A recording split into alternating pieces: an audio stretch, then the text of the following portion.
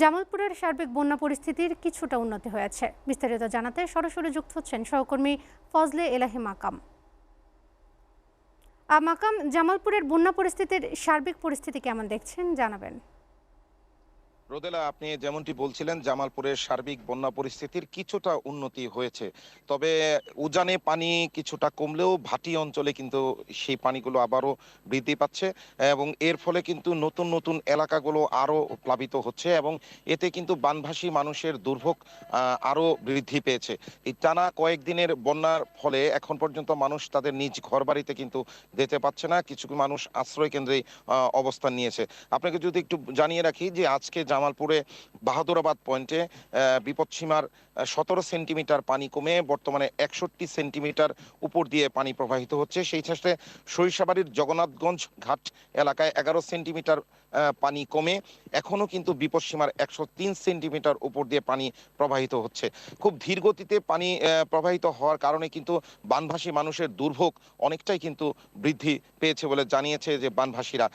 সেই সাথে বন্যা দুর্গত এলাকায় দীর্ঘদিনের বন্যার কারণে কিন্তু সেখানে অনেকটাই বিশুদ্ধ খাবার পানি, শুকনো খাবারের তীব্র সংকট দেখা দিয়েছে। যদিও প্রশাসনের পক্ষ থেকে বিতরণ করা হচ্ছে, তা প্রয়োজনের তুলনায় কিন্তু অনেকটাই অপ্রতুল বলে জানিয়েছে আসলে বানভাসীরা।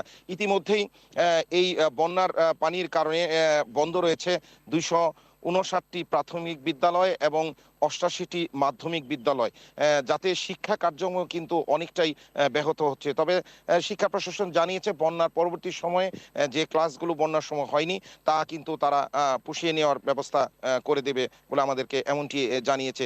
ইতিমধ্যেই 47,532টি পরিবার পানিবন্দী রয়েছে এবং এতে প্রায় 2,03,028 জন সরকারি হিসাব মতে তারা পানিবন্দী রয়েছে। তবে বেসরকারি হিসেবে কিন্তু সেটার পরিমাণটা আরো বেশি, প্রায় 3 লাখের কাছাকাছি মানুষ কিন্তু এই বন্যাতে প্রত্যক্ষ এবং পরোক্ষভাবে ক্ষতিগ্রস্ত রয়েছে বলে আমাদেরকে জানিয়েছেন। ইতিমধ্যেই 11টি এই আশ্রয় কেন্দ্র, সেই আশ্রয় কেন্দ্রগুলোতে 1140 জন পুরুষ, 1412 জন মহিলা এবং 1280 জন শিশু, 6 জন প্রতিবন্ধী এবং 300টি গরু, মহিষ এবং 500টি ছাগল সেখানে এই আশ্রয় কেন্দ্রে তারা আশ্রয় নিয়েছে এবং বন্যার পানিতে ইতিমধ্যেই প্রায় 9,000 হেক্টর জমির ফসল কিন্তু বন্যার পানিতে তলিয়ে গেছে বলে জানিয়েছেন কৃষি সম্প্রসারণ অধিদপ্তর।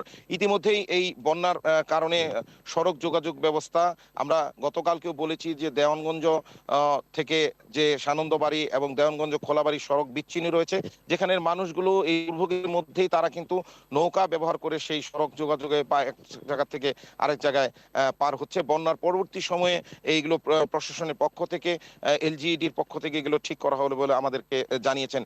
আপনাকে যদি আরেকটু জানিয়ে রাখি যে এই বানভাসী মানুষের জন্য জেলা প্রশাসনের পক্ষ থেকে যা বিতরণ করা হয়েছে, আমাদের জেলা প্রশাসক মোহাম্মদ শফিউর রহমান যেটি জানিয়েছেন, ইতিমধ্যেই এই 1,100 মেট্রিক টন চাল এবং নগদ 22 লাখ টাকা এবং 4,500 প্যাকেট শুকনো খাবার বিতরণ করা হয়েছে। পরবর্তী সময়ে এই বন্যার ক্ষতি নিরূপণ করে কি পরিমাণ ক্ষয়ক্ষতি হয় এবং বন্যার্তদের কি পরিমাণ রাস্তাঘাট অন্য অন্য ক্ষয়ক্ষতি হয়েছে তা নিরূপণ করে তা সেই অনুযায়ী ব্যবস্থা নেওয়ার কথাও কিন্তু জানিয়েছেন জেলা প্রশাসক। সেই সাথে এই বন্যা দুর্গত এলাকায় শুধু বন্যার স্মৃতি না, এই সময়টাতে চুরি বৃদ্ধি এবং গরু চুরি সহ বিভিন্ন রকমের ডাকাতির একটা ঘটনা ঘটে। আমরা জানি যে এই বিষয়ে জেলা পুলিশ সুপার মোহাম্মদ কামরুজ্জামান তার বিশেষ ব্যবস্থা নিয়েছেন যাতে এই ধরনের আর কোনো ধরনের ক্ষয়ক্ষতির সম্মুখীন বন্যাত মানুষগুলো না হয়। জামালপুরের বন্যা পরিস্থিতির সর্বশেষ এই তথ্য ছিল আমার কাছে, রোদেলা। মাকাম, আপনাকে ধন্যবাদ।